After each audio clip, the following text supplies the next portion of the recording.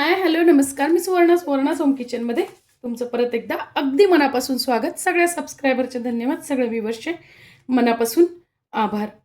आजची मी जी रेसिपी दाखवणार आहे ना, ती म्हणजे फक्त आठवण, की जी आईची हातची, आजीच्या हातची जी आहे असते ना, ती फक्त आठवण. आणि माझ्या मुलाच्या सगळ्यात म्हणजे मी केव्हाही त्याला म्हटलं तर तो अगदी कधी पण तयार असणार, ती म्हणजे पापडाची चटणी. की आई हो पापडाची चटणी, बस लगेच हो असतं त्याचं. आज अशी रेसिपी मी तुम्हाला दाखवणार आहे, साधी सिंपल पण एक आठवणीतला क्षण म्हणून मी तुम्हाला दाखवणार आहे. चला तर मग इथे घेतलेले आहेत मी मुगाचे पापड, 7 ते 8 मुगाचे पापड घेतलेले आहेत.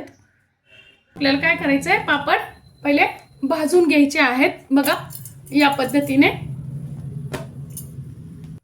तुम्ही तळून घेऊन पण करू शकता, पण भाजून जास्ती कुरकुरीत लागते आणि जास्ती वेळ कुरकुरीत राहते. म्हणजे तुम्ही दिवसभर जर ती ठेवली तर ती तशीच्या तशी कुरकुरत राहते. आणि तुम्ही अशी ही चटणी प्रवासासाठी पण करू शकता. बघा पापड असे मी छान भाजून घेतलेले आहे आणि आता ह्याचा छान आपल्याला असा भुगा करून घ्यायचा आहे, बारीक करून घ्यायचा आहे. सहज बारीक होतात. हातानेच करा, मिक्सरमध्ये वगैरे केली ना तर ती टेस्ट येत नाही, त्यामुळे हातानेच बारीक करायचे.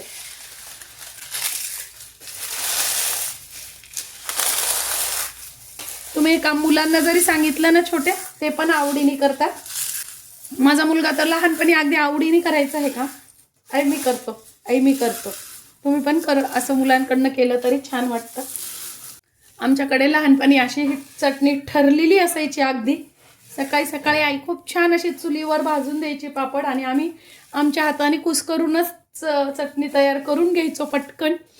त्याची पण मजा खूप वेगळी होती. कोणी कोणी अशी ही चटणी आईच्या हातची, तुमच्या स्वतःच्या हातची शाळेत घेऊन गेलेलं आहे, कोणाकोणाची आठवण कमेंट्समध्ये नक्की सांगा.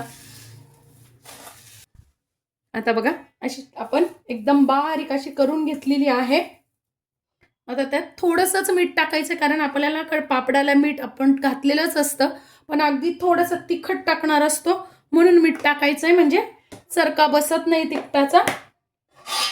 बघा टेस्टनुसार तुम्ही तिखट टाकू शकता. मी ते 1 चमचा तिखट टाकलेला आहे.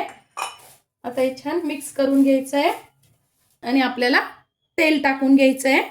ही चटणी तेल जास्ती लागतं थोडंसं. 1 पळी तेल मी टाकून घेतलेलं आहे बघा, म्हणजे 4 टेबलस्पून.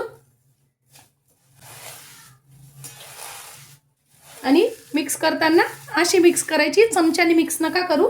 चमच्याने मिक्स केलं ना तर जे तिखट आणि मीठ असतं ना ते त्या याने मिक्स होत नाही किंवा मग पापडाला लागलं जात नाही. तर बघा या पद्धतीने मिक्स करा, खूप सुंदर टेस्ट येते. बघा किती सोपी मस्त अशी आपली पापडाची चटणी तयार झालेली आहे. आजची ही माझी साधी सिंपल पण अगदी आठवणींनी भरलेली अशी चटणी तुम्हाला कशी वाटली कमेंट्समध्ये नक्की सांगा. चॅनलवर नवीन असाल तर चॅनलला लाईक, सबस्क्राईब आणि शेअर करा. धन्यवाद.